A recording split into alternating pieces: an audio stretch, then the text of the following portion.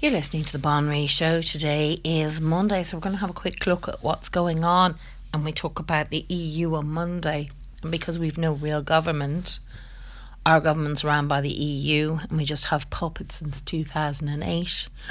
Our last crash got rid of all the last parts of our independence and sovereignty on that last crash. So we've very little left. So I believe this coronavirus is really just finishing us off. Now, whether it's a real virus or not, I'm not going to really get into that. What I do is I have my suspicions because there's no names being given. There's no autopsy. So there's no real information. We're just being given numbers, and people are dying or being told that it was because of underlying issues, and you won't die unless you're old, or underlying issues. And there's people who are saying there's young people who are dying as well. So I really don't know. But what I can tell you is that if it's true, if it's really, really true, that allowing flights in and out of Ireland and ships in and out full of passengers is totally reckless and irresponsible of the government. If this coronavirus is real and those numbers are anywhere what they say they are, then allowing flights coming in and out of Ireland is completely reckless. And actually probably even more than reckless. They should be done for murder. Same as what the government should have been done for murder for the cervix cancer, because they knew what was going on and they let those women die. But what I think is really going on now, I think they're really using this coronavirus, whether I said is real or not real, I'm not going to get into that, but I'm saying what was going on is a much, much more deeper and more dangerous. The Nama that people may have forgotten since 2008, where they just took streets and housing estates and left them for about 10 years. They've started in Dublin, in areas, started to redevelop them. People ring up to see if these properties are for sale. They're no longer for sale. There's massive developments going in. I think we're heading for this again. I think when we get back, people will have lost their job, will not have been able to pay for their mortgages. People's houses will be taken off them again. The Nama will step back in. While we're all off the streets and they want us off playgrounds, they want us away from each other, as much away from each other. The only thing, thankfully, we have is the internet to talk. I'd say that'll be heavily guarded soon and probably closed down, because they only want to tell us what they want us to think. So that will be changed, and that's where freedom of speech has been kind of attacked. So what I believe what is happening is massive amount of migrant Muslim men have been pumped into Europe, and while they have the indigenous people off the streets and in isolation, they're moving hundreds and thousands of men into each area. They're going to overthrow the indigenous population.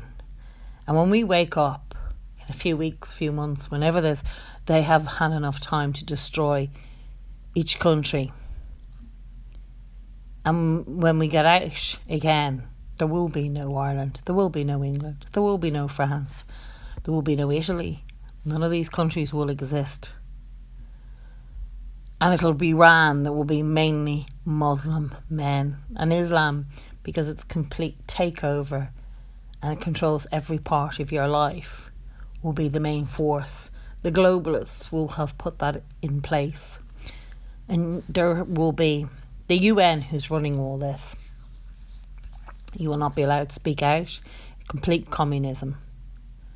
And that is my fear. Maybe I'm fear tactics, or maybe, but that is what I really do believe is going on.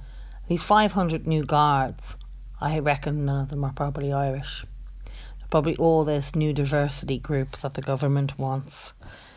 And I do fear that, this with Germany, they're taking the houses back, and that is a scary time for us, a very, very scary time. And it'll definitely be a collapse of Ireland. So yeah, these are scary times we're living in. Very, very scary.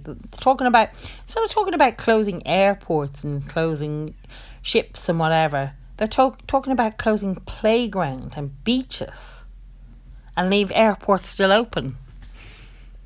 Like, for me, that makes no sense. And then you have the anti-fascists attacking people, still attacking people, and they have the support of the state to attack people who believe in their culture and their identity. I was listening to one Antifa there from Galway, how she destroyed a musician's life. She destroyed his life. She went to the hotel where he was supposed to be playing in. It's a list to the hotel of where he was playing in, of what he'd said online, and apparently he went, "Oh, golly gosh," or whatever. Some American, because she's Canadian, she's not even bloody Irish, and they went, and he was pretty much chased out of Galway, supported by the state, the guards, and everybody else. Scary, absolutely disgraceful. She said, "Oh, he was full of his nationality pride." So what? So he should be. What is wrong with that? But the real Nazis, her and other Antifa, get away with it because the state protect them. Where people who just want to live in an Ireland where there is Irish in it, the indigenous race, are being hunted down. It is scary days, and you either agree with what they say or they will hunt you down, and that's it. They will destroy your lives, your family, your children's lives, your jobs, because you don't see their global view. It's absolutely disgraceful, and this is the government that is in. I don't know what's next to come, but I do think the banks are coming in. I've been saying for a while people use cash, and now they're trying to fear tactic people into not using cash so they can control you by your credit cards. It's really, really scary times. But anyway, I will talk to you tomorrow. Thank you so much for listening on the Bon Ree Show.